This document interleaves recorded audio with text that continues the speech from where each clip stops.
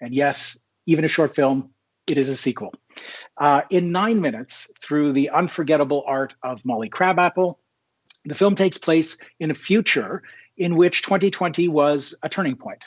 We fast forward a couple of decades and look back at this moment of chaos and crisis and pandemic and climate breakdown and fascism marching around openly in the streets, and imagine what would happen if we listened to what these crises are trying to tell us and changed everything on principles of justice and repair.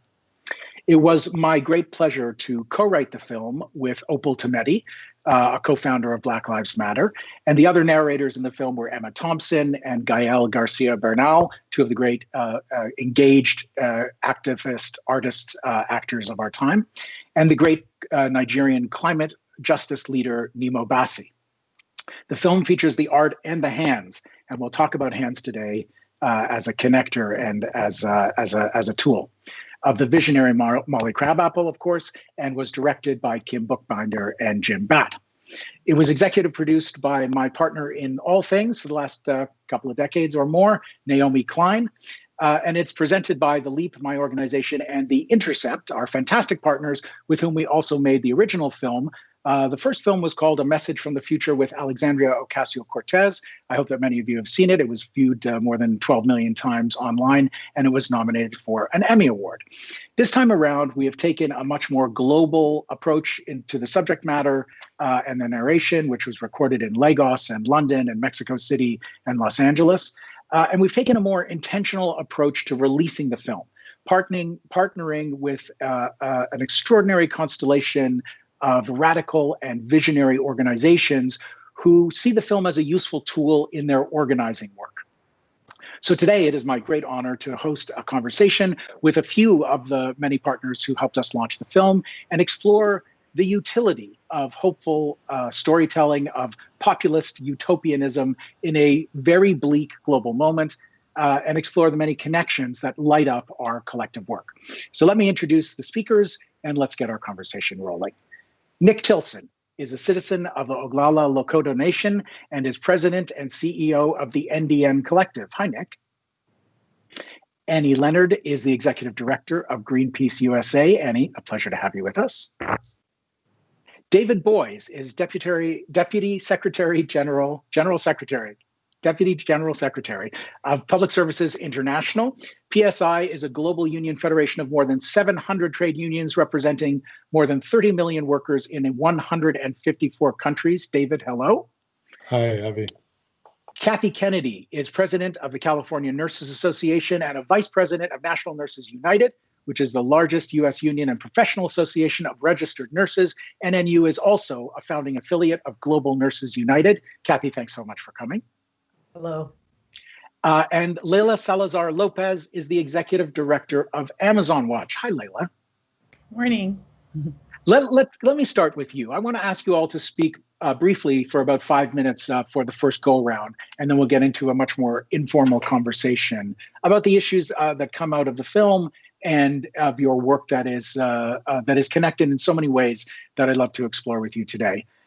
So Leila, just as an opening gambit, why did Amazon Watch want to partner on the launch of the film? Like, how does the unrepentant populist futurism of this little 9-minute piece speak to the work that you are doing in this moment? Well, thank you, Avi, and the whole team. And just want to say thank you for this work of hope, because we all, this is what we need right now, to remember that we have a vision, that we're living in dark times, but we don't have to stay here. And that's really what, this, even just watching it again right now, it's a reminder again that with once the smoke clears, we got to get to work. And it's not like we ever stopped. We're not stopping even when, we cannot breathe. And so first of all, thank you. And it's such an honor to be here with these wonderful leaders and colleagues this morning. When I think about, just the last year, and what's been happening in my home state of California, and in the Amazon, where we at Amazon Watch do our work to protect and defend the Amazon and show our solidarity with Indigenous peoples and demand climate justice. When I think about our work and what's been happening over the last year, I really think about last year and the fires that broke out in the Amazon that the world was, awakened to. It's not like these fires weren't happening years and decades before, but just they were so devastating last year that it got the world's attention. And then Australia, and then the Arctic, and California, and then the Amazon again, and then California again. And we were already in a time of crisis. We were already in a time of massive deforestation in the Amazon, historic deforestation, historic fires. And then we have, historic fires here in California, the worst that we've ever seen. And while these are the worst, and it really makes us feel like we can't breathe, right? There's so many different reasons why we can't breathe, right? Whether it's COVID that's attacking our respiratory systems, our immune system, it's the fires, and it's racial injustice. All of these systemic problems that are attacking our bodies and our lives and Mother Earth are all signals of a system out of balance. And there's so many interconnections. There's so many interconnections with in between all of these different crises.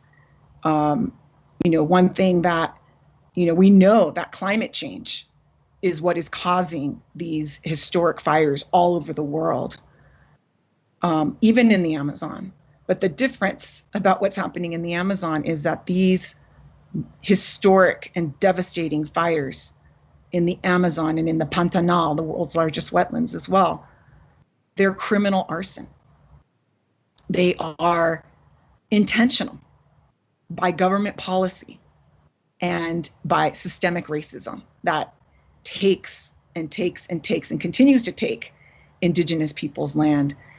And I would be remiss to say that, it's been 528 years of colonization in the Americas, Abya-Yala, Turtle Island, and the world, well, at least here in the Americas, is coming to terms with that. We're not celebrating, October 12th. We're not celebrating what the system has put upon us. We're celebrating Indigenous life. We're celebrating Indigenous resistance, and it never stopped. And this is a message of hope. I really see this video as a message of hope that really, supports the resilience, the resistance, and the solutions of Indigenous peoples and the life ways and wisdom of Wen Vivid, for example, from South America, of living well. We don't need, as was said in the video, we don't need endless consumerism. We need to live well. And I think this time has really, I was just talking to my father about this last night. This is a reminder of what we really need to live well. We need family. We need our friends. We need community. We need to work together. We need shelter. We need water. We need clean air. Those are the basic things that we need in life. And many people have gotten away from that. And now this is a time for us to remember and come back to that. And so I just I'll end there to respect time, but thank you. Layla, it's so beautiful, and so many themes already emerging that are common across the distances that separate us and our work. Nick, Layla spoke beautifully, not just about resistance, but solutions. And it was a real privilege for us at The Leap to connect with you and the visionary work that you've been doing. I didn't even realize that I had seen some powerful resistance work that you did at what is called Mount Rushmore recently. And I think a lot of people don't know the central role that some of your folks played in that gesture of resistance, in that stand that was taken. But also you have a land back program, which we specifically mention in the film. So I'd love it if you could speak for a few minutes about what you saw in this piece that connects with the work, the visionary work that you are doing right now. Absolutely. Well, first, Hamadaki api Nick Tilson Amachi api Chantea Washtena Petuzapalo. Greet you in my Lakota language. I mean, the video, it hit at the heartstrings. Like it hit what's going down with us in society today. And it also was a reminder that, like, we're in it for a little bit, and we've been in it for a while, and we're going to be in it for a little bit more. And so, it also, to me, like, the reason why it was motivating to me, like, both as a person and also somebody running this organization, Indian Collective, is because Indian Collective's dream, our base work is about defending, developing, and decolonizing, which means that we're not just about fighting things. We're about defending air, land, water, and rights. And in those spaces, we have to fight, just like we did at on July 3rd at Mount Rushmore. But we have to develop regenerative and inclusive economies based in solutions. We have to decolonize through the revitalization of our indigenous languages, ceremonies, lifeways. And that if indigenous people are invested into the self-determination to do these things of defend, develop, decolonize on their terms, it actually will contribute to a more just and equitable world for all people and Mother Earth. That's our theory of change. That's what we're about at Indian Collective, is building the collective power of indigenous people to do that work. And so when I seen this film, I was like, that's what we're about. We're in that. Like, we want to build a world that works for everybody, right? As we fight for indigenous people's rights, like, we are fighting for other folks' rights. And we continue to use the language of collective liberation as part of what we're talking about. And we're talking about the rights of nature. And we're talking about Mother Earth. And I think that there's a way for us to fight in authentically who we are without erasure politics, without anti-Blackness, without these things, because we have to create on-ramps that allow us to be authentically who we are. And so, in this time of, like, social justice reckoning, and the really the reckoning of this whole nation with its really unsustainable system of quasi-democracy and questionable economic system that creates disenfranchisement for people and destroys the earth, that in these moments there's an opportunity in these moments too. And so it's not just like leaning into the film because it's about hope. Is that there actually isn't another way. There isn't another way. Like, we have to, for the survival of our people, we have to lean in this direction. And, I'm excited to say that one of the things that Indian Collective is doing, it actually just launched yesterday, was the land back movement.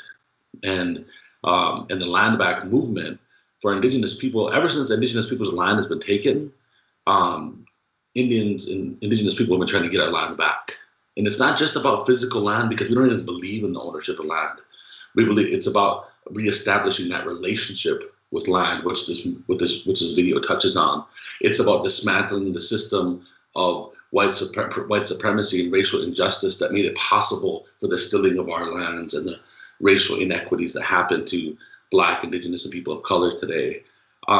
And so this campaign is a holistic approach, and we have demands in this campaign.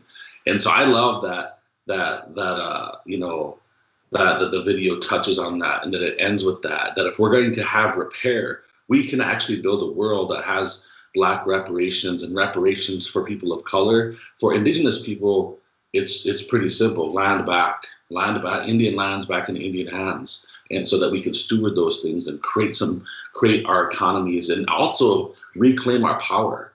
And that gets into like one of the other final like things about the Land Back campaign. And we really have 4 demands in the campaign: defund, dismantle, return, and consent. Defund the system of white supremacy, and defund the military industrial complex and the over-policing of our people that maintains the stealing of our lands and the oppression of our people. Dismantle the system of white supremacy, like the way that the Bureau of Land Management, National Forest Service, National Parks supposedly manages these things for the benefit, and then return Indigenous lands, and lastly, consent. And this part's important, and this is the part that the last part, and I'll leave with this note.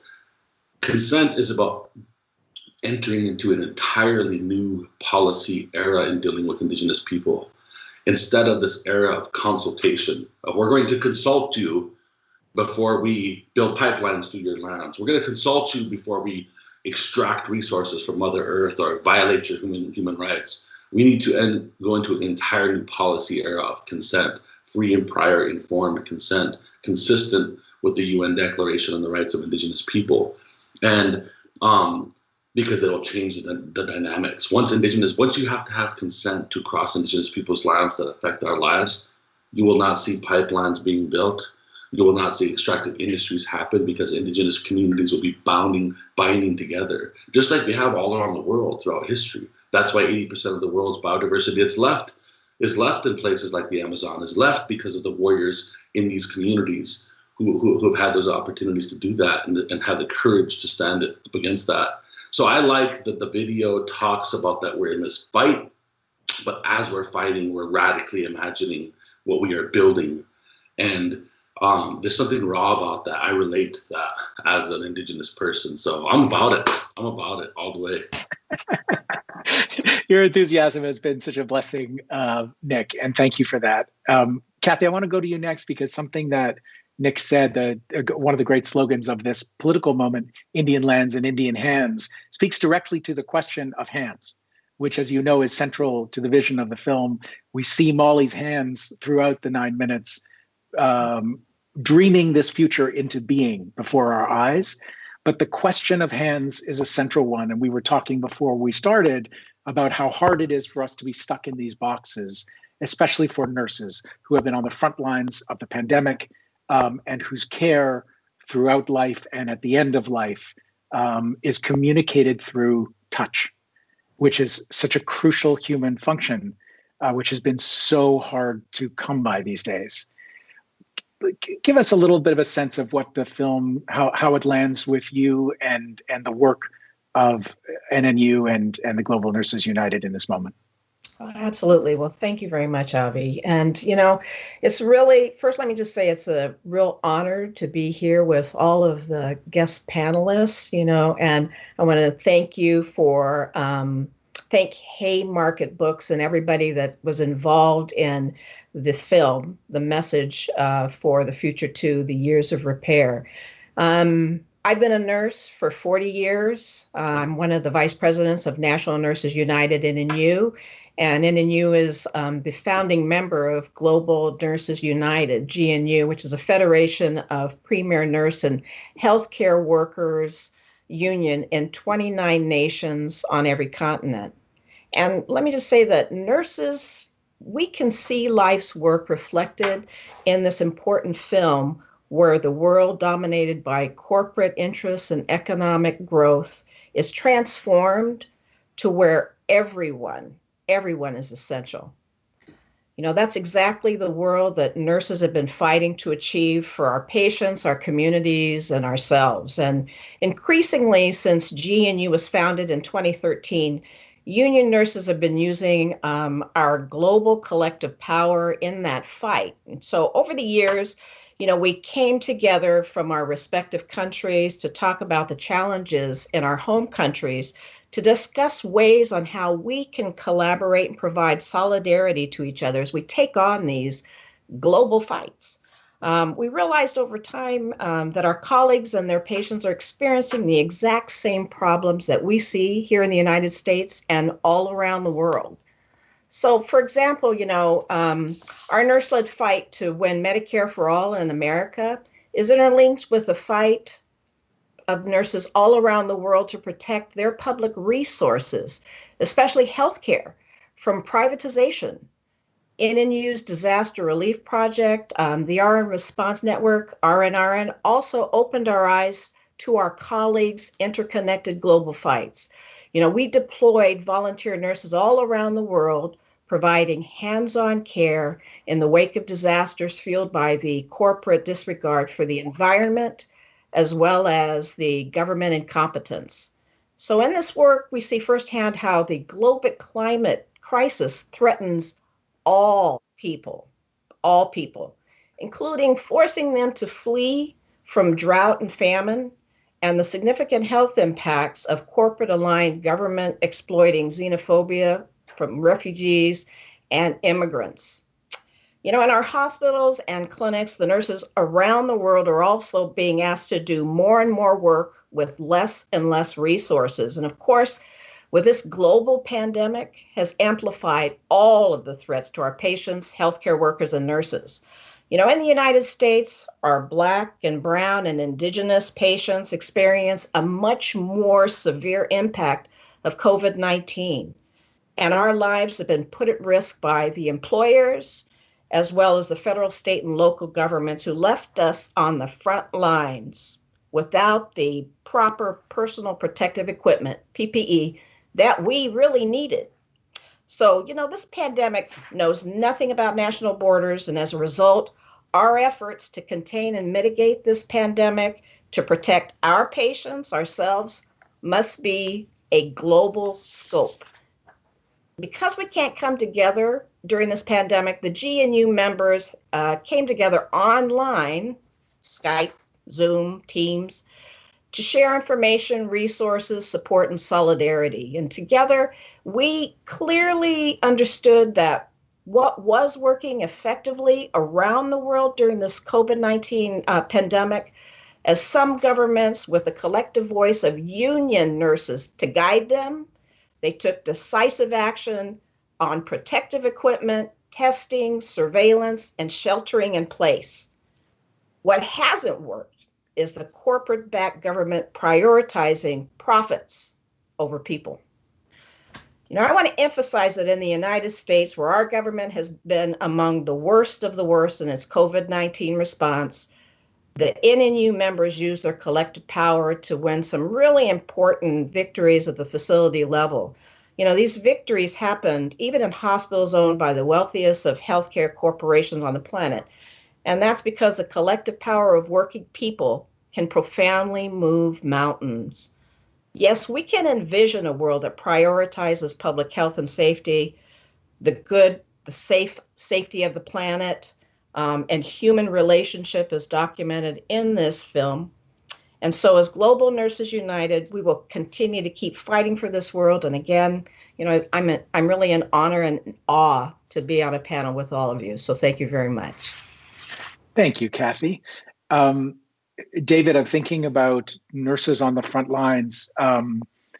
Public workers of all kinds have been the shield between populations and the pandemic. And I think the film tries to identify some of the lessons. The pandemic has been a kind of awful teacher, lighting up so many of the injustices and the tolls that white supremacy and late stage capitalism have taken on human life around the world, but also has pointed our way to so many things that people in your movements collectively and others have been fighting for decades. Public Services International has been doing it for 113 years, defending the public against the forces of privatization and profit. And the film advances a vision of universal public services. The pandemic also taught us that governments, especially in rich countries, have almost unlimited resources that can be deployed when an emergency is declared. And if the people could declare this emergency, we could see those resources deployed for the benefit of all. So tell us a little bit about Public Services International's work in relation to the themes of the film. Yes, thank you, Avi. And again, I want to add my thanks and my respect to all the people behind the movie and also the people here in front of the camera and with us going forward. And I think Kathy has laid out a number of the things that a number of the issues facing us in PSI and facing our families, facing our communities, because we do represent health workers. Again, the majority of these workers are women, but we represent the broad range of public service workers. A lot of them you don't see.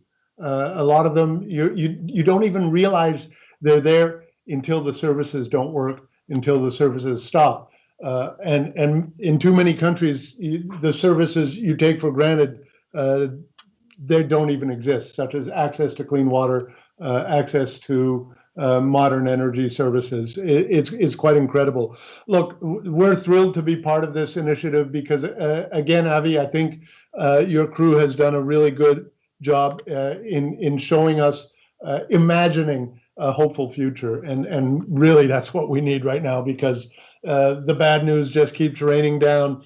The stress levels are going way up. There's a whole range of things that we're working on, and you know I could pepper in a whole bunch of the issues, whether it's tax justice, whether it's debt relief for developing countries who have been under the boot of the IMF and the World Bank for way too long, paying for odious debt of the World Bank. But I want to focus on privatization. It's the thin edge of the corporate wedge to take over our collective and transform our societies.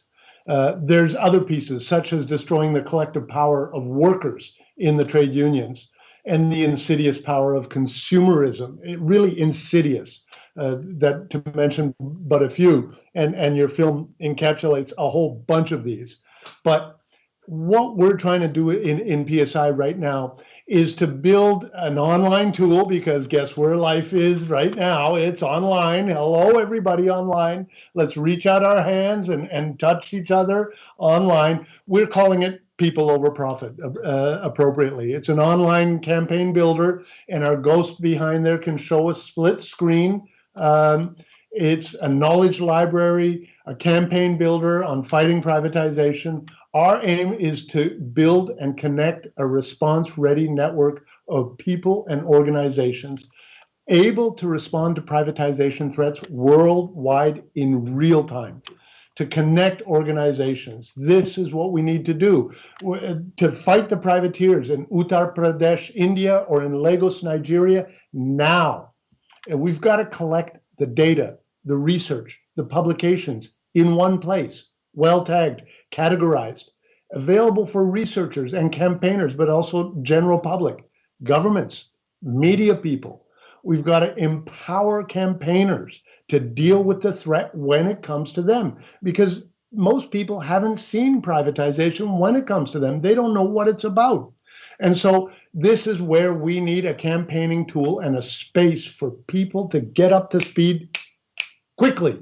And so this is what we're doing now. And we hope that with the people you're attracting, Avi, and your team and the people on this website, we can bring this together. We can spread the best practices on to fight the privateers, to amplify our voices globally, to make our publications and research and finding public, to analyze and foresee the privatization trends. So if we can show the allies screen, you'll just see how many, you'll just see the letter A. We've got hundreds and hundreds of organizations already coming with us. If we look at the campaign builder, if we show the nurses, you can build your campaign in minutes with this tool. We've spent a year and a half, and we've spent dues from our affiliates, including NNU, to create this tool. And we're excited about it. Okay, it's not as exciting as a movie, but it is exciting. And so it's aimed to allow us to connect, to build content, to actually put pressure on national and local governments, and to allow us really to connect case studies, to add multimedia videos, such as the one we watched today, and to signal events. I hope we can get into real live events, but also to bring in virtual events. And then if we can show the Africa map, let's look at the threats, to monitor the threats. What we're showing now is the companies in Africa who want to get into the Africa water network. Now, you'll see some companies there, but also behind them, we'll see when we start pulling that dashboard apart, we'll see who's behind the companies, whether it's the French government, whether it's the World Bank, or USAID or the Millennium Challenge Corporation. So look, there's a lot of stuff we're doing at PSI, but this is one tool, Avi, that we're willing to contribute to this global effort to change our future. And as I said, privatization is the thin edge of this corporate wedge, but the privateers and their whole network, whether it's at Davos with the Great Reset, whether it's in whether it's at the UN, whether it's these guys are ready to take advantage of this crisis, as I don't need to tell you. And so please join us in this aspect of the fight as well. Thanks. Lovely. I really appreciate the spirit of tool sharing. We definitely made the film hoping that it would be useful, and it's been really gratifying to see that lots of folks have not only responded emotionally, but found it useful as an organizing tool. And David, I think the resources of a global union federation like Public Services International being lent to a campaigning tool is just a really constructive approach based on shared values and a deep need for transformative change. Let's throw more tools on the table and share them. Annie, the tool of storytelling is one that you certainly changed my life as a filmmaker and storyteller with the way that you found in the early days of online storytelling to share a transformative analysis. And now at Greenpeace, you're involved in all of these different issues.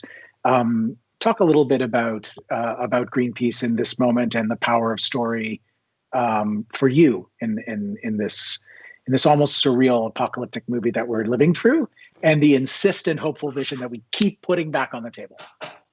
Absolutely. Thank you. And thanks to all these panelists. Was that like the best half hour that we've had in months? I just have to say, I feel so full. Thank you. Thank you, everybody. Yes.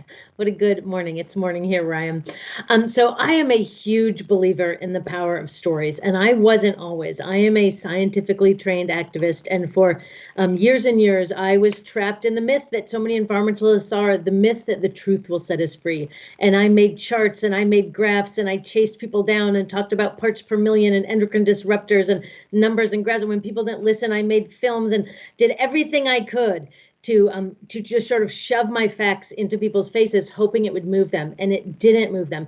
If the truth would set us free, we'd be free. Like we have all the truth about climate change and racial injustice and economic inequity and all these things. And so I really had a breakthrough by realizing that the stories that we tell ourselves as a society are blocking our collective ability to imagine something better. And if we can't really imagine and really believe something better, it's hard to fight for it. And it's not a coincidence that this happens. It is because the corporate elite bombard us with stories all day that serve to entrench their power and keep us separated. So there's stories like there is no alternative that they want us to believe. There's stories like inequality is the result of individual shortcomings rather than systemic failures. There's stories like we have to choose between a healthy economy and a healthy environment. You certainly can't have both.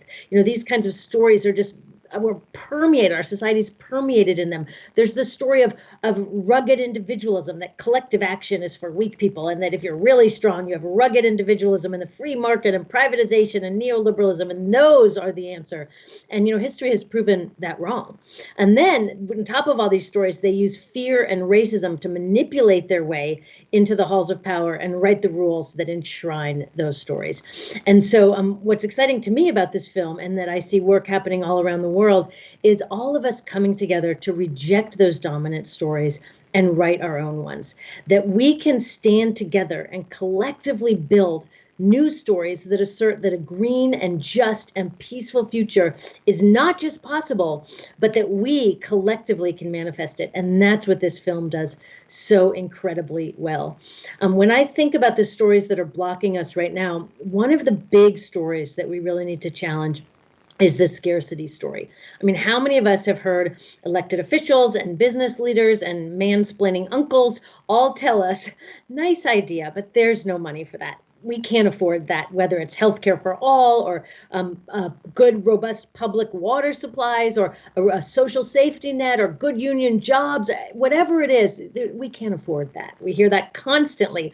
But one of the things that the COVID crisis has taught us is that there is, in fact, money, billions and billions and billions of dollars.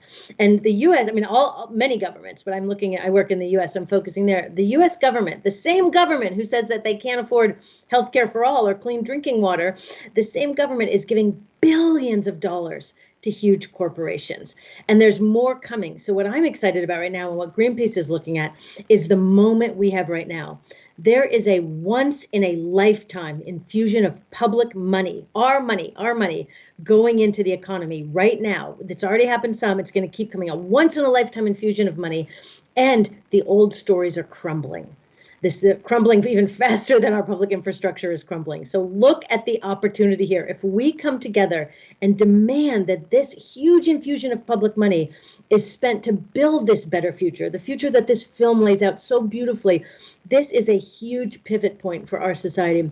So Greenpeace is working with organizations across the issue spectrum, and we'd love to work with all of you co-panelists on advancing a vision for a just recovery. So a just recovery would be ensuring that these public investments are built on values of equity and justice and compassion and community and creativity and courage. That's what a just recovery would be. It would create millions of good union jobs in caring for each other and in caring for the planet. Clean, renewable energy and climate resilient infrastructure and decarbonizing our transportation system and regenerative agriculture that feeds people while healing the soil and helping the climate. Like literally the possibilities to do this right and solve multiple crises at the same time are infinite. And there are too many crises to solve one at a time. So this is our moment. So there's so many things we can invest in if we work together to ensure these stimulus packages build the future laid out in this film. And we also have to make sure that we don't invest in certain things. And top on that list is fossil fuels. Fossil fuels are the key driver of climate change, and the existing already operating fossil fuels in the world blow us over the limit of how much carbon we can release into the environment and still have any semblance of a functioning planet. So you think about if we're already extracting and burning and processing too much, why on earth would we possibly add more? And any new investments in fossil fuels right now lock in that continued carbon production for decades and rob us of our window that we have left, our shrinking window that we have left to build this better future. So Greenpeace is doubling down to make sure that no public money goes to prop up an industry that is both deadly and dying. And because we are so committed to justice, we must ensure that as we transition off of fossil fuels, as we ensure that no money goes to fossil fuels and it instead goes to a just recovery, we must center the fossil fuel dependent workers and communities. These fossil fuel workers are our heroes. They have built and powered this country. They have made us a stronger, healthier country. And we owe them a huge amount, often at great cost to themselves. They've done this. And so we owe them a debt of gratitude. And unlike the fossil fuel companies that are dumping them on the curb as their industry declines, we will never waver from our commitment to a just transition. And that is how we are going to build the better future that is laid out in this film so beautifully. Annie, thank you. Yep, I'm clapping too, Kathy. That was, I mean, I think for me, really a rousing reminder of the stakes of this political moment. A bunch of us on this panel are in the United States. I'm in Canada, but have been living in the States. And the U.S. election, obviously, is an event of global import. And it kind of feels like if we're lucky, in 3 weeks, we'll start the fight. Because getting rid of Trump, and this is true globally, as well as in the United States and on Turtle Island generally, getting rid of Trump is the bare minimum for starting on the work that needs to be done. And the alternative to Trump is is not going to, step into office embodying the values in the film, embodying a spirit of reparations and repair.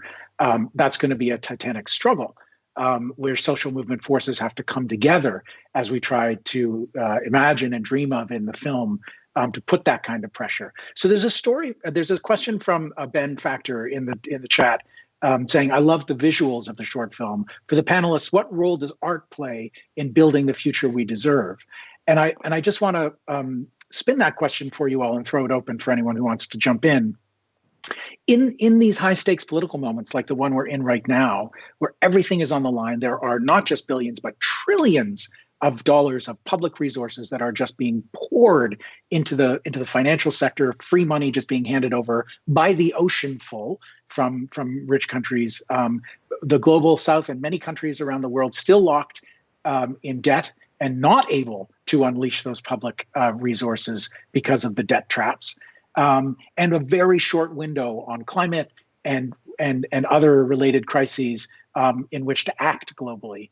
And so it was hard a little bit as a filmmaker to take 6 months and try to make a film with this radically hopeful vision of the future in a moment of such political turmoil. So when we talk about the role of art in transformative change, it's even harder in a moment of such high political stakes. But you all are using story and organizing, resistance on the ground, and advancing alternatives, which is kind of a storytelling task. How do you balance the need for hope and story and an alternative future and the role of art in that with the necessities of this political moment, when a whole bunch of resistance and really material concerns, PPEs, protection of people on the front lines of all these crises? It's the biggest question. It's the whole thing. Anyone want to jump in and take it? Well, I'll start. As a nurse, I think what we've seen is, again, with this pandemic, I mean, like you say, this is an opportune time for us. There's money there. They're choosing not to provide it. And as a nurse, we need it. We need PPE, and we know it's there, but we constantly have to fight. And I think the film, when you talk about stories, it's a way to let people know that it is possible, that it is going to be a fight. And really it's about the collective, joining forces, like everyone has said on this panel, that is so important, that we need to put people first over profits. I mean, the money that we put into, we pay taxes constantly. So now that money is there to, and people need help, and as a nurse, we want to heal, we want to help, but at the same time, we don't want to be a warrior. We don't want to risk ourselves in dying. We have nurses and healthcare workers that are dying every day from this. We need to be protected. And so I think, the combination of storytelling, working together, really putting people first over profit is so important. And so, I'm up there in age and I'm about ready to retire, and I'm still hopeful. I talk to my grandchildren every day. I want them to have that world, that we've been talking about. It is possible. And so we need to just have those stories that convince people that together we can do this. It is about people and moving. So, Nick, you, the Indian Collective put out a powerful video recently of the actions at Mount Rushmore. So I know you're thinking about the combination of storytelling and resistance in the streets and asserting solutions. Yeah, so I mean, I think, man, the role of culture bearers, storytellers, artists, they're the interpreters of what's happening in society today. And the fact that we don't, as a society, fully value artists and fully value storytellers and fully value, creatives is terrible. It's actually probably one of the reasons why we're in this damn situation that we're in, because, the role that they have is, many of us in society, we're going through society and we're trying to survive, we're trying to do our thing. And then all of a sudden artists hold the mirror up to us and say, look at what's going on. They do this in indigenous ceremonies, they do this in films, they do this in art, and you're like, whoa. And so I think that as we build the future that we're built, because we're going to accomplish everything that's in this video, is that we have I believe it when you say it like that. I mean, and it is that culture of abundance. The role of storytellers and artists is to help us believe that, to help us, no matter what we've been through or whatever sacrifices or struggle or pain that we're going through, and no matter what the odds are, the ability of artists to help us bring us to a place of radically visioning what the future is powerful. Because I think that as we're in the trenches and we're fighting, we need to see what we're fighting for. Because if we can see what we're fighting for, shit, we're gonna fight harder. We're gonna be hungrier. We're gonna our sacrifice is gonna be raw because of that. And I think that's this moment that we're in. That's this very moment that we're in. And so I think that as we think about the future, we got to make sure that we're really intentionally including and integrating artists into everything that we're doing.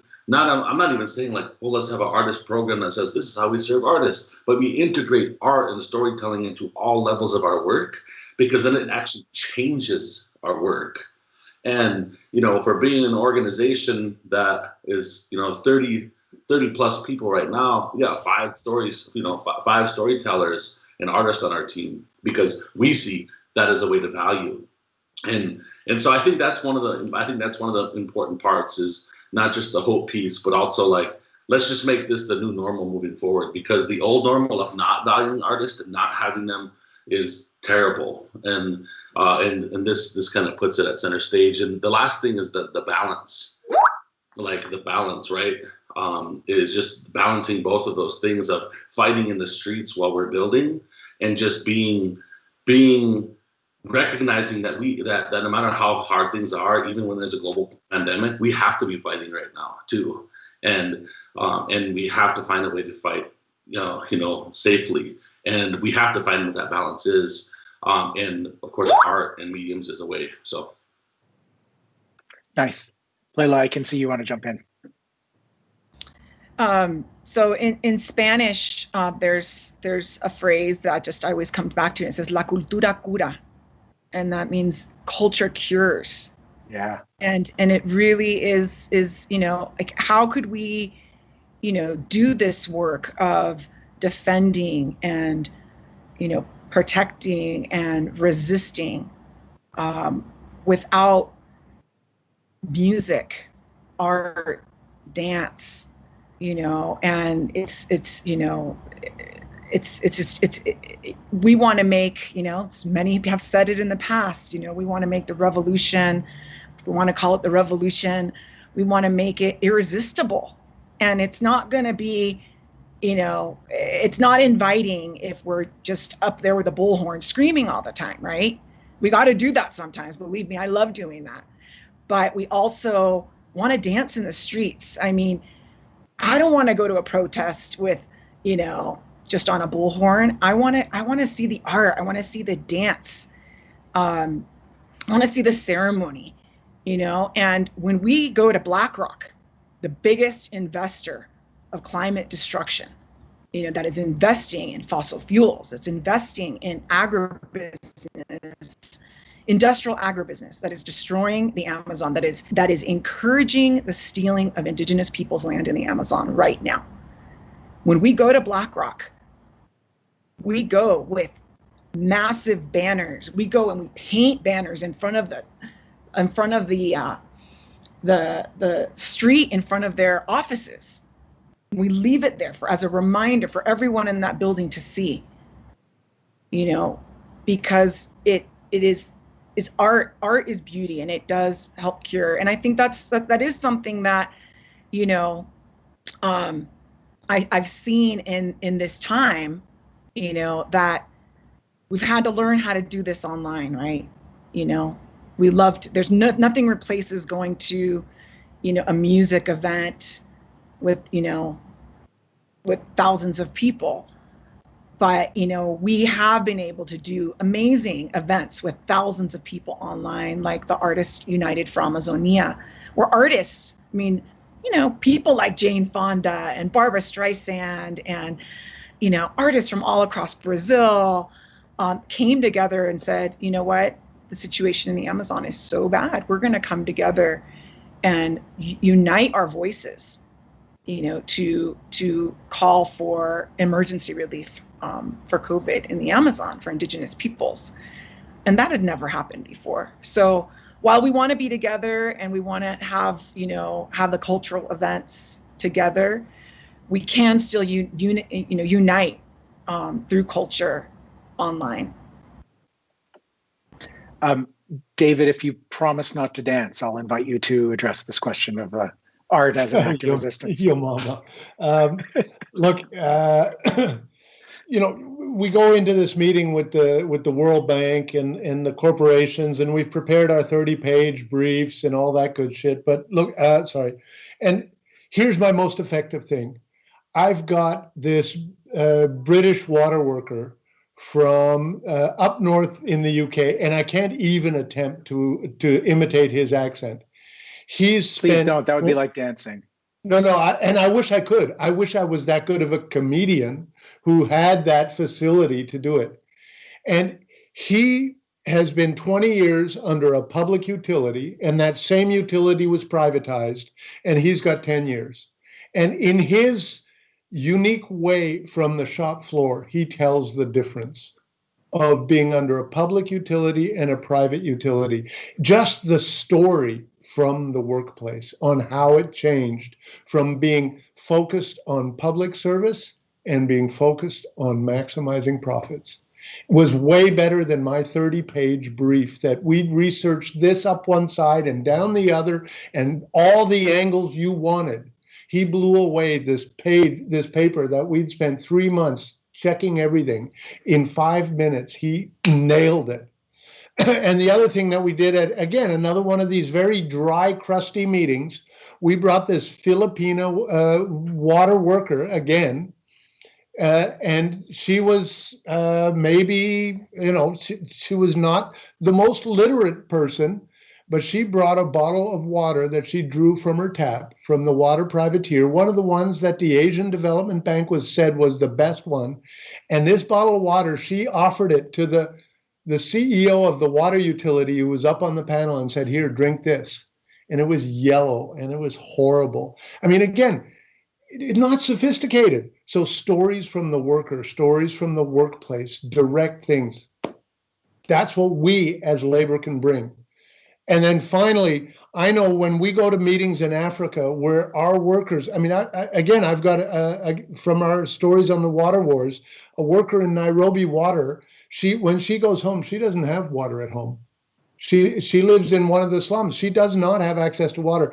We sit through, a 2-day planning session and we go through this and that and whatever. At the end, these workers, they sing and dance, they show their joy and their energy. They bring it all together. They bring their spirit in. And every time I'm humbled and I'm proud and I'm there with them. And every day that keeps me there. That keeps me going with our workers. Thanks. It's definitely something that we learned when we launched the LEAP Manifesto, which was a political document in Canada 5 years ago that led to the founding of the LEAP as an organization. We brought together movement leaders from across a huge spectrum. We had generations of Indigenous leadership and housing activists and anti-poverty activists and Black Lives Matter Toronto and trade union leaders, some of the biggest ones in our country, and sat together for 2 days and talked about how we could work together. And when we decided to do a manifesto, a joint statement about the sort of core political demands that would get our country off of fossil fuels in a way that systematically targeted white supremacy and economic inequality. Naomi understood, Naomi Klein, who wrote the first draft of the manifesto, which was like a negotiated text with many, many people in track changes in a Word document back in 2015. But the key thing that she understood that I think transformed my own life as a journalist for 30 years who went over into full-time activism and storytelling and in service of movements, was that it can't be a laundry list. It's the same thing, David, you were talking about, the reports and the bullet points. They are necessary parts of the process, and research and documenting is indispensable. But the film, Message from the Future to the Years of Repair, tries to tell a story where movements come together in a way we don't ever say movements came together.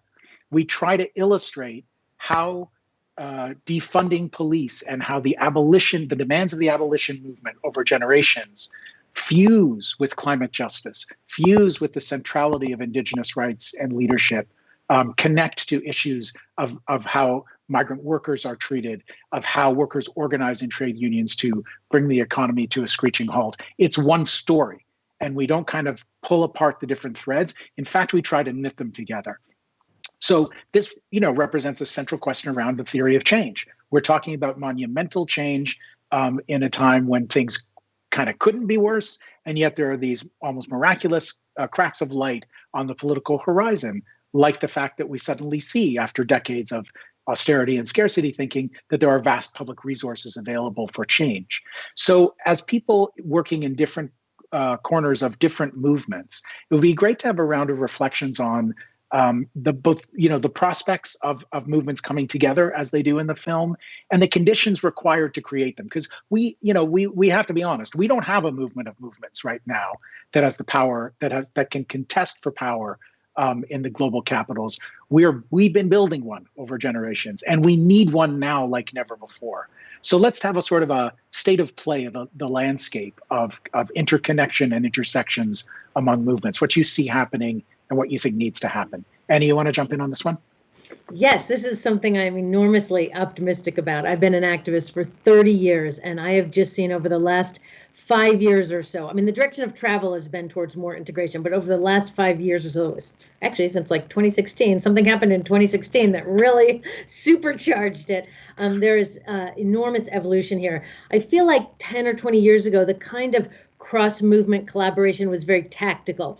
I'll come to your protest if you come to mine, or I'll sign your thing if you sign mine. And that way we give the illusion of all being together, but we weren't really. And the biggest change that I see is a deeper understanding of power, and that we are ceding power by not coming together. And that it's not just like the stories that dominate our society. It's not a coincidence that we are all kept separate. That is part of the strategy of keeping us weak and isolated. And so a greater understanding of power, and also a deeper systemic understanding of the forces that we are fighting against. Because the truth is, it's not just I come to your protest and you come to mine. They're the same protest. It's the same systems of oppression that are denying PPE to nurses, and that are kicking Indigenous people off their land to cut down the trees or to drill for oil. It's the exact same racial capitalist logic and systems of oppression that are screwing us all over. And we only serve the oppressors by staying apart. So we have really come together. And in the climate movement, which I'm in, I've seen such a beautiful deepening of our understanding that it is not just good to also fight racism while we fight climate. It is absolutely mission critical that the existence of pollution relies on the existence of racism. And Hop Hopkins and Heather McGhee and others have written about this so beautifully. If we societally were not willing to write off some communities as others, as sacrifice zones where pollution is allowed, we wouldn't tolerate pollution. But because we have a racially based society, we allow pollution to exist. So it is imperative that we combat systemic racism if we're going to combat climate. Same thing with workers, same thing with immigration, same thing with women. It is all the same struggle. I said to a labor friend the other day that our movement has to come together. I said, we have to be like a salad. And he said, no, we have to be like a smoothie. And so here's to being a smoothie, that we are one and the same. The new salad is the smoothie, the revolutionary smoothie. I love that. I'm feeling the absence in this conversation, and I just want to name it forthrightly, of two of the key partners for the launch of the film, the Movement for Black Lives and the Dream Defenders, folks who are off in the trenches doing really critical work right now and weren't able to join us. But the racial justice uprisings of this year have been game-changing for us all. We owe so much to that work. and it's given us, Annie, as I think you just articulated really well, a really clarifying lens that helps us bring together these struggles against racial capitalism. And Nick, I know that you've been working with those folks in the Land Back program. So I think this is maybe you can tell us a little bit about real-time intersections that you're involved in and the prospects for big change that you think lie therein.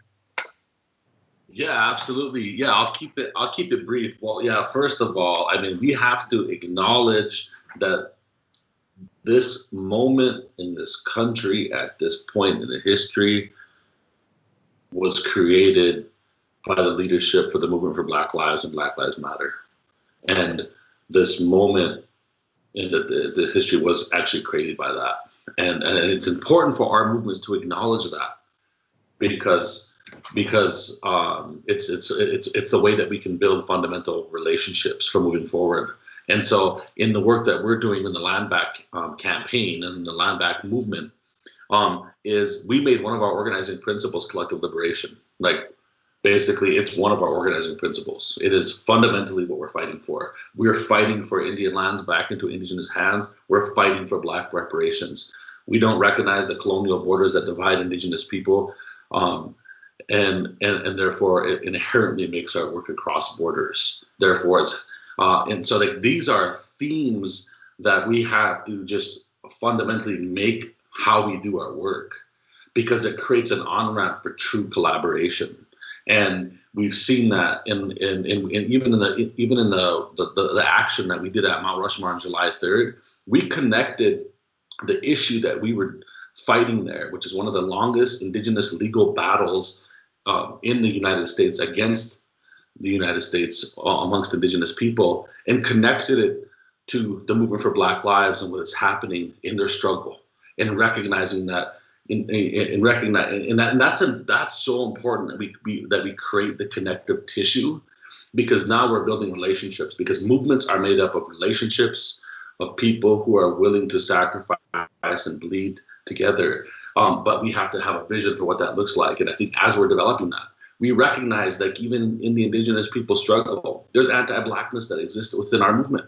So we make it one of our political analysis tools as part of the Land Back movement is to create some political analysis and education for our people, because these movements are just as much about bringing our people along as they are bringing our people together.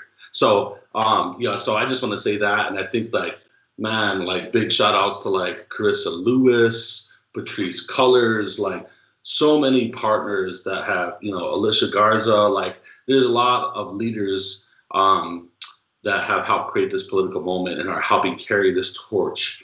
And many of them are under persecution because of it. And many sacrifices are being made. And so we have to remember these things too. And absolutely that if we don't build movements for collective liberation, they divide us. We've seen that in the climate fight, where they try to divide Indigenous people with the white environmental organizations, with labor movements, and try to pin each other against each other, when the reality is there's an opportunity for us to keep leaning in with one another if we actually see each other's struggle and embody it as part of our work. That's a huge one. And I know certainly one of the most effective tools that power has used to divide our resistance and our collective struggles for liberation has been pitting and invoking unions and working people against Indigenous environmental struggles and others.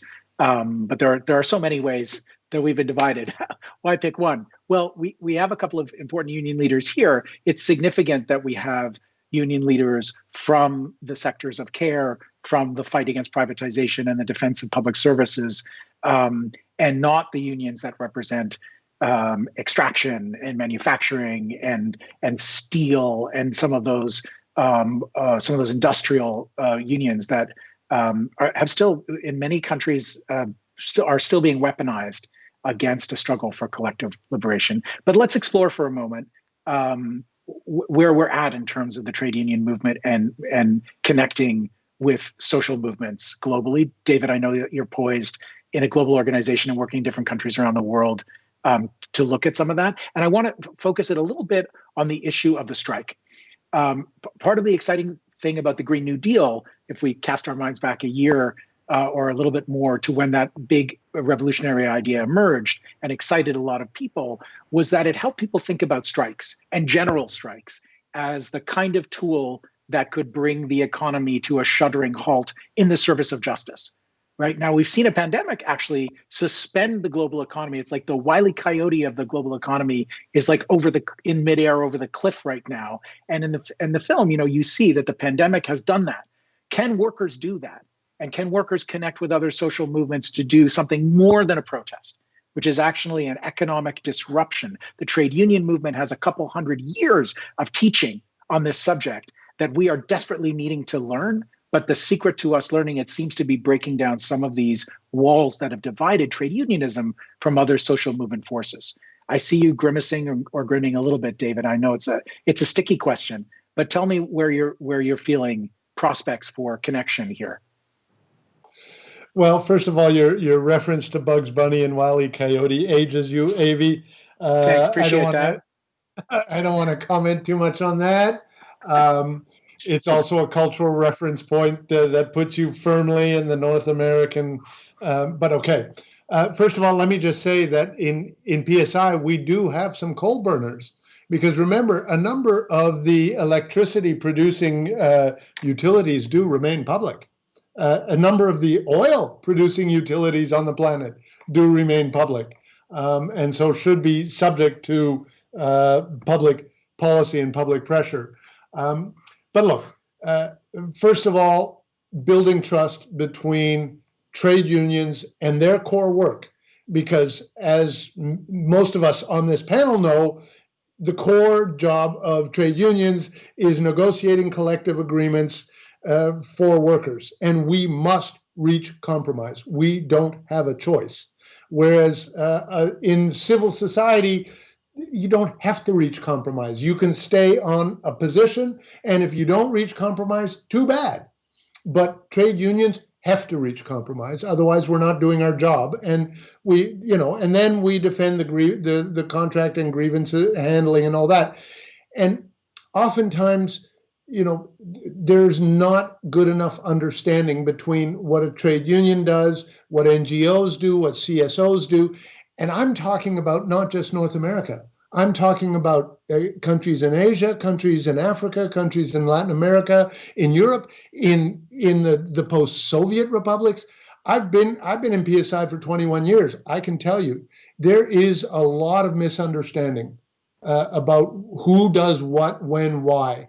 And we have to take the time to build understanding. First of all, understanding and clarity is the first step to building trust. And trust takes time. And you have to learn each other's language. You have to take the time. It doesn't happen just because you say it needs to happen. And in PSI, we understand that if we're going to change the policies that decide what's going on this planet, we need to work in collaboration with people in our communities that depend on the services that our members provide, whether it's electricity, water, healthcare, public transport, education, you name it. We can't do it just as labor. And so it's absolutely imperative for PSI to get out there and to be with you, to be with everybody. Now, disrupting capital. Look, there's no doubt that we have to look at what are the ways to disrupt capital. You mentioned the global strike. I'm going to say right here, right now, if you want to talk to those workers who work for private capital right now, who have spent the last 6 to 8 months on either zero salary or 30% of salary, and now you're going to ask them to go on a global strike with no salary, you're going to have a tough time convincing them that now is the moment to do it. A global strike where you down tools and don't get a salary and have the forces of oppression beating the snot out of you, that's going to take a few years to prepare. That is not going to happen just because we think it's a good thing. But look, we don't need to directly attack capital. For us, it's an indirect capital. And for us, we need to address the political, philosophical mindset known generically as neoliberalism, where the state is made subservient to capital and does the bidding of capital. So, and Kathy can confirm this to me, strikes in the public sector are very tricky. And I've been on a number of picket lines, and I know there is no stronger picket line than a picket line of health workers. The steel workers are not as strong as nurses and health workers on the picket line, because there you're removing an essential service. You're removing a service that is so key to how families and communities live. You look at, we've been through education strikes. We've been through garbage collection strikes. Those are the most visible.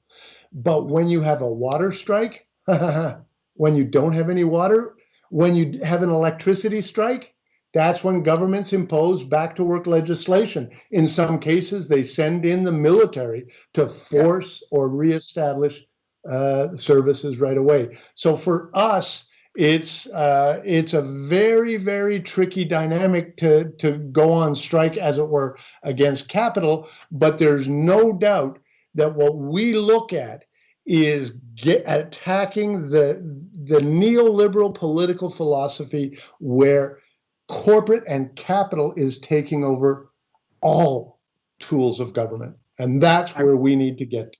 Thank you. An excellent rant. And we've actually started a good little debate. Rants are a good thing for me. I don't know why that would be a criticism. That's exactly what's needed. We could go a few minutes overtime if folks have a couple extra minutes, because things are getting interesting. Leila, I can feel you wanting to jump in. Nick, jump in. I'm going to introduce one more topic before we close, but please respond. I just, when I think of the unity amongst movements, I really agree with what Annie was saying earlier about, it's not just about us signing each other's petitions or showing up, to each other's protests, but really, really building a global movement to protect people on the planet and all living things, right? I think, as a woman, I would be remiss in saying that, it's definitely, gives me, one of the things that gets me up in the morning, gets me excited to do my work, is the work that women are doing. And I'm so honored to always be in solidarity with Indigenous women of the Amazon who are really about no negociando. It's like no negotiation. When I, spend time with the women defenders of the Amazon against extraction, who actually just on Indigenous Peoples Day on October 12th, Patricia Walinga, amazing woman leader and friend and colleague, shared something on Facebook that was like, remember 7 years ago when we marched from Puyo, from the Amazon to the capital city of Quito, and we, women with babies on our backs, and, no one thought we could ever do this, but we marched and we walked all the way to Quito, to tell the government there is no way we would ever allow for extraction to take place on our lands, not even with consultation, not even with consent. If some of the elected leaders agreed, we would never allow this. And that's that fierceness, that determination. And it's really about, the connection of women that we have with protecting, protecting our children, protecting our land. And that you can see that with Indigenous women, from Ecuador to Brazil. It's the unity amongst Indigenous women all across the Amazon is growing. They had on Indigenous Women's Day on August 5th, they had massive events and their message was, the women are the cure of the earth. La cura de la tierra son mujeres, like the women are the cure of the earth. And, think about, I think about the connection between the indigenous women of the North and South through the treaty ceremonies. I think about the Women's March and the demands of millions of women. And we're pushing, the systems of patriarchy. Think of in Chile, Las Tesis, who became a global movement of women. We're talking about art and culture again. A cultural performance that women around the world started to do. Some people might see it as a dance, but it is an act of resistance against patriarchy. It's an act of resistance against the police, the systems, the governments that are constantly attacking women, and women are standing up, and youth are standing up. Let's remember, a year ago, the massive global strikes that youth led, and they were invited to the UN. I remember talking to, some of the youth, and they said, we felt like, we don't want false hope. We don't want to be invited into the UN to just give speeches and then business as usual continue. They said, we walked out of the UN. We're tired of 25 years of talks. And they said, we don't want your sympathy. We want you to take action. And their demands have been from action to justice. And I've seen that just over the last couple of years. It's like, we're not just talking about action. We're talking about climate justice. And the youth, if you think about Fridays for Future or Sunrise, or you think about the International Indigenous Youth Council, the youth on the ground in the Amazon that are, putting together Media India, it's just, they are inspiring and they're uniting. And, I would just be remiss in not speaking up for for women and for the youth. So I wanted to share that. Thank you, Layla. We are getting on in time, and I want to do. Can we do a sort of a lightning last round? Let me give you a little bit of fuel for it. A kind of a message from the present, as we've been talking about our message from the future. One of the questions in the chat is from Sarah Kinney, who's in Calgary, Alberta, in my country, in so-called Canada, who writes, "We're currently experiencing a fast pace of economic and public service shocks being administered by government at such a pace that it resembles the Trump administration." And in fact, just yesterday, the Alberta government, which is a far-right government in the oil-producing province in Canada, announced more than 10,000 layoffs of frontline health workers, imposing austerity in the midst of the pandemic. Just to put to rest any comfortable liberal fantasies about Canada in our brothers and sisters in the United and family in the United States. But what the question asks, and I think this is a kind of a traditional one at the end of a panel, but would be really helpful for the audience. Sarah says, our citizens and unions and professional organizations are out of shape and haven't been organizing effectively for years. Do the panelists have any advice for us activists and storytellers on how to support our fellow humans looking for ways to adapt and fight these shocks? So that's your task for the last quick go around of some closing words and support and wisdom for people who are looking around at what's going on in their communities, see a vision of the years of repair as a little distant from the fights against scarcity in being imposed from above in these moments of crisis. Kathy, do you want to take on a little rallying cry as we go around? Yes, it is about organizing the unorganized. It is important to really say that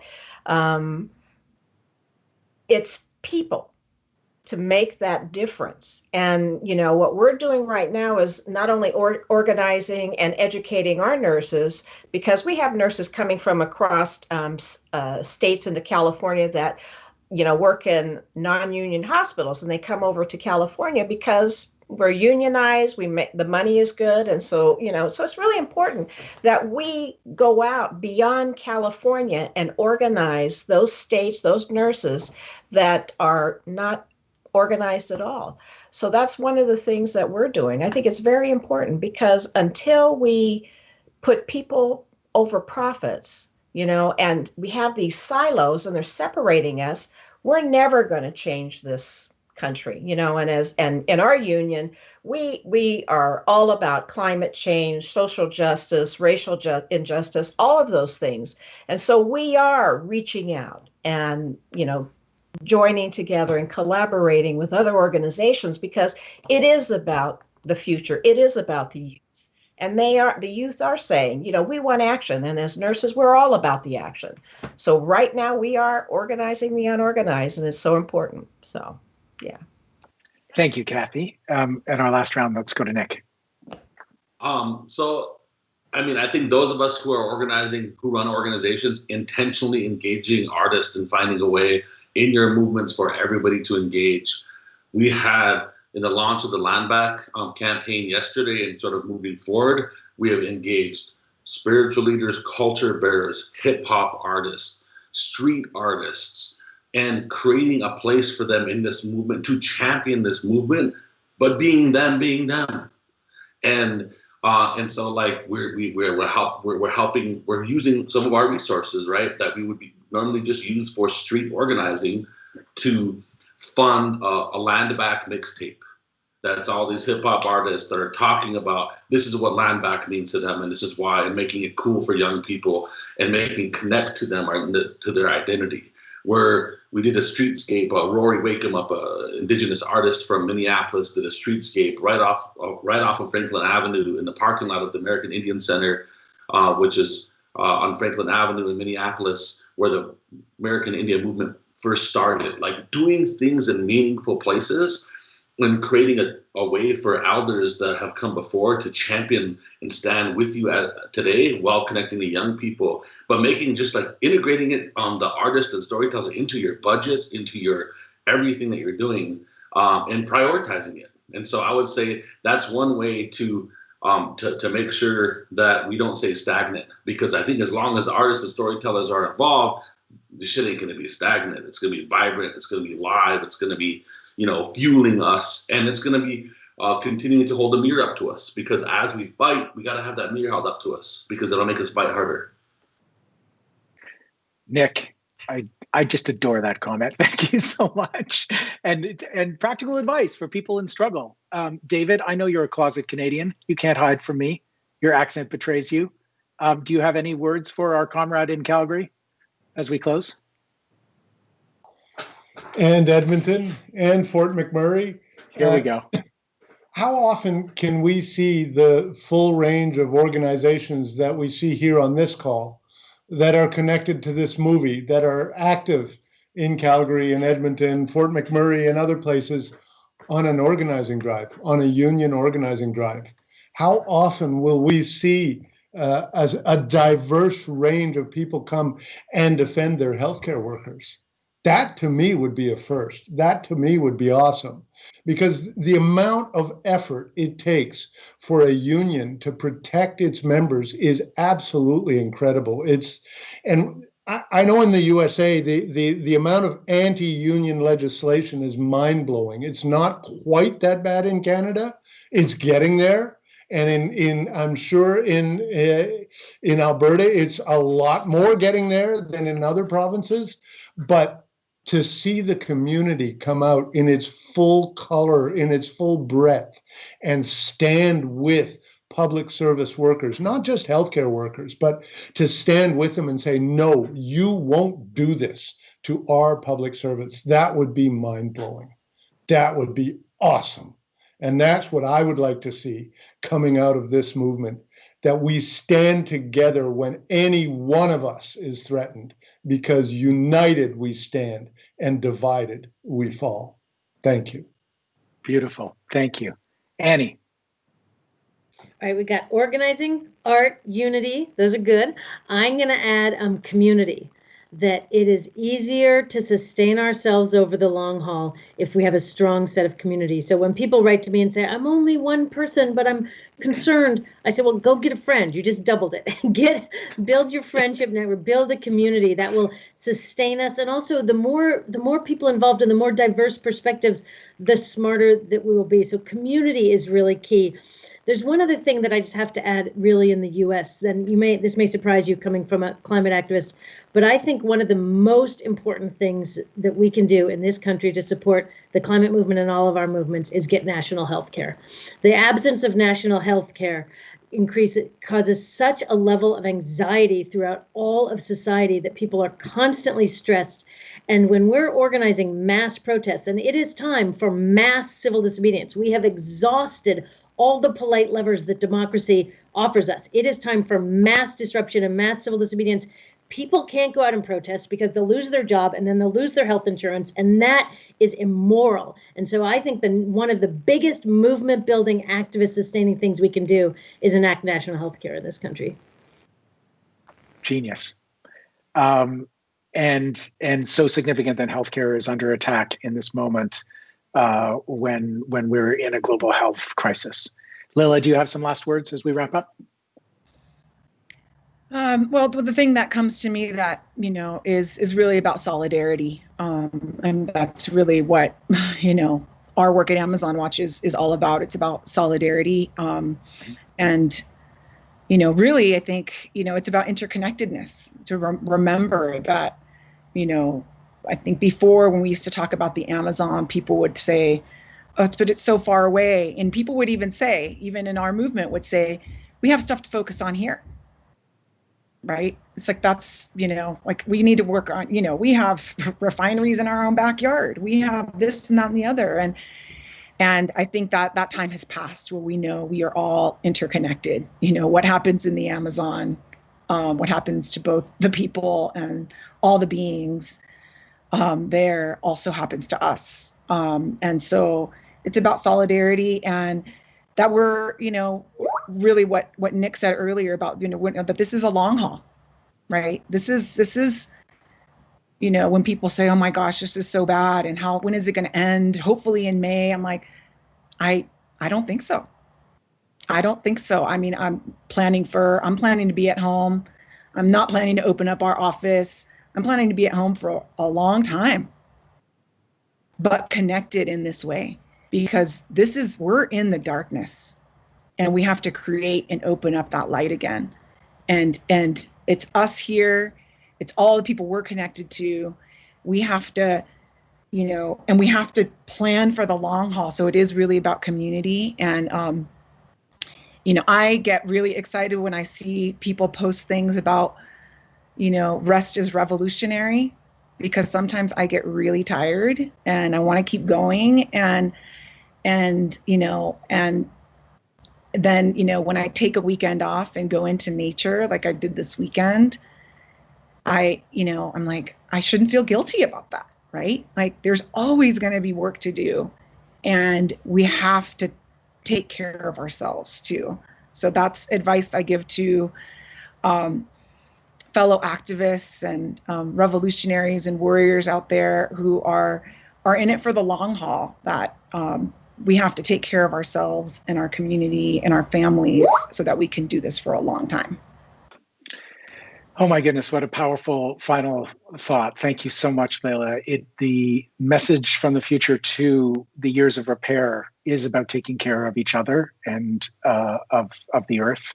Leila, I got your email bounce back when we were organizing for this, and I know that you're taking time with your family and trying to listen to your own advice, and still showed up for this conversation. So thank you so much for that. And to all of these wonderful panelists. The film is in many ways a love letter to the work that you do and to the prospect of us coming together across all of those artificially imposed divisions to build the kind of power we need to overthrow a toxic world order and bring in the years of repair and get started. This conversation was really inspiring for me as a filmmaker and activist, and to start to summon some of the connections that are evoked in the film in this version of real life in these boxes with you was a joy. Thanks to Haymarket Books and the fabulous teach-ins you've been doing. We'll see you in the streets with masks on. Thank you. Thank you all.